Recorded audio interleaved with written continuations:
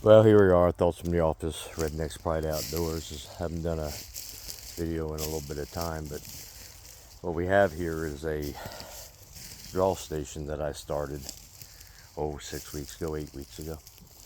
And you can see they just got it all tore out. And I'm getting ready to put in a little bit more bait. On this particular one, I'm going to put Banana Supreme. And I'm going to put our all call lure on that stick and at the base of that stump right there. And then I would put some more persimmon right there and down in the hole. And you can see they got this dug out quite a bit. The sun is really, you really can't see because of the sun, but it's just tore up. Cost factor, I probably got $4, $5 into it. And by the time the season rolls around, this will be a high producing spot for gray fox. The reason I put these spots in is to pull the gray fox, or let's put it this way. If I have animals that are lower in population density, the gray fox population density is a lot lower than it was many years ago, 30 years ago. 30 years ago, our gray fox was it was our dominant fox. You know, my 60% of my catch was gray foxes 30 years ago. Then we had distemper and parvo and rabies moved through, and my gray fox population dropped off to almost nothing. And then everybody's alarmed about the gray fox. But in the last 10 years, the gray fox population here in South Jersey, anyway, has been increasing every year, double, it seems like. And in the last 2 years, the population has really done well. Now, with that being said, it's not what it used to be. So I may only have a certain amount of gray fox in a certain area compared to years and years and years ago. All right. For example, this spot here, since I put this spot in, I know of at least 4 different gray foxes, possibly 6, that's coming in here and checking this out. So this coming season, I can come in and I can take 2 or 3 grays off of this spot and know that I didn't hurt my density for recruitment. All right. But I don't have to string out cable restraints everywhere out in that mess there. I can put one there. I can put one there. I can put one right up in there. And I can put one the way I came in over there. So I can put 4 cable restraints. I'd probably put 5, maybe 6 total in this spot here. And quickly, within a few days, probably pick up 2 to 3 grays and leave the rest for seed and go on. All right. And like I said, right now, I'm probably, by the time the season rolls in, money wise with bait and lure, realistically, I'm probably going to have about by that time maybe $8 to $10. All right, which is a little bit, but you know, speaking of which, it's not that going to be that hard because I'm only putting in bait and lure on this thing once every 2 weeks. You see how much bait I'm going to put down in there, right there. All right, and get it way down in there. Let it saturate into the soil.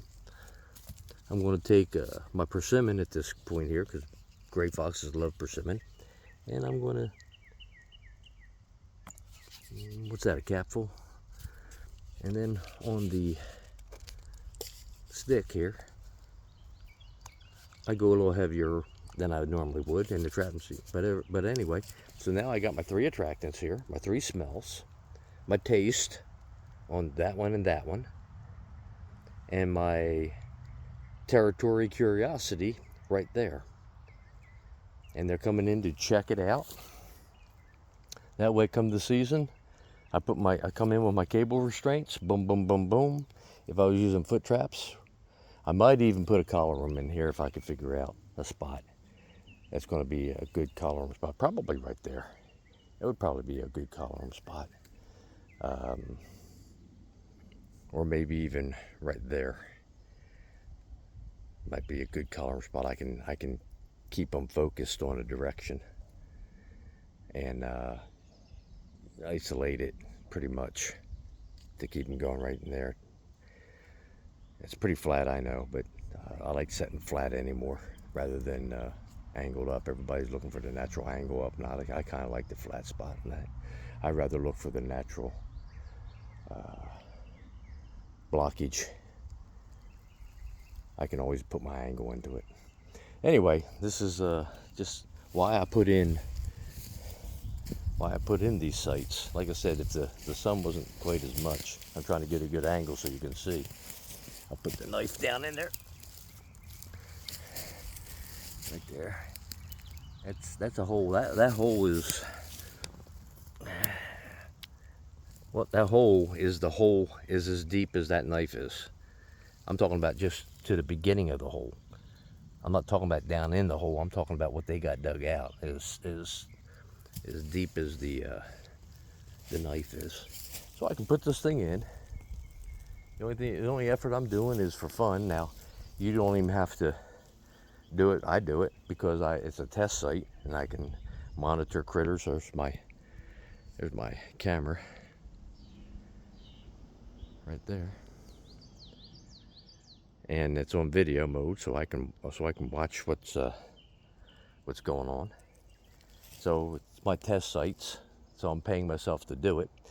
If you're not, you get your bait, you get your lure, whatever attractant you want, and once every 2-3, once a month, come in and just rebait it and relure it.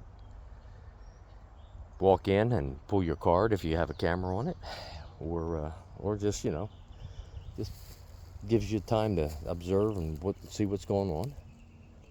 If you wanted to use something like beaver tails or fryer oil and stuff like that, you're going to dig it in, 8-10 inches, cover it up, and come back in a month or two to see what's happening. If it's dug up again and you want to pour a little more fryer oil on it or bacon grease or whatever, go ahead and do that. And once they start hitting it, they'll keep on going. What you may want to do is, just to keep things going, put a little gland lure or a little urine there to add curiosity and the other attractor to it. Get them coming in, and then if you're a New Jersey snareman, you can see your trails that you got to set up.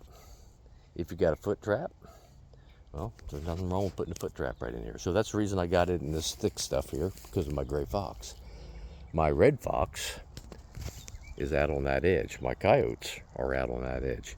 And it's amazing, the red fox and the gray fox, or red fox and coyotes, are running that edge right there consistently, 2, 3, 4, 5 times a week. I'm literally 25, 30 feet, 10 yards or 10, 15 yards in, and I never get a coyote. I got one coyote here, and I've gotten, I haven't got a red fox here at all. Not one red fox has come in here, and that I can remember. And raccoons is somewhat, but it's mainly gray fox for this spot. So you pick your spots. You got an animal that's population isn't as dense as you'd like it to be. Then you set up your spots to get them coming into it. It's June, I don't know what date it is, June 29th. Okay, and like I said, I've had it out for about 8 weeks. 6 to 8 weeks it's been out here. And by the season, I'll hit it again, maybe, 2 times in July, and I'll hit it 2 times in August. I might hit it 4, 6 more times before I'm getting ready for the trapping season. All right, so again, It's a good philosophy or good mindset or good strategy that I have. Easy to get to. Bang, bang, bang, bang. And catch the critters when the season comes in. All right, we'll talk to you later, Rednecks Pride Outdoors.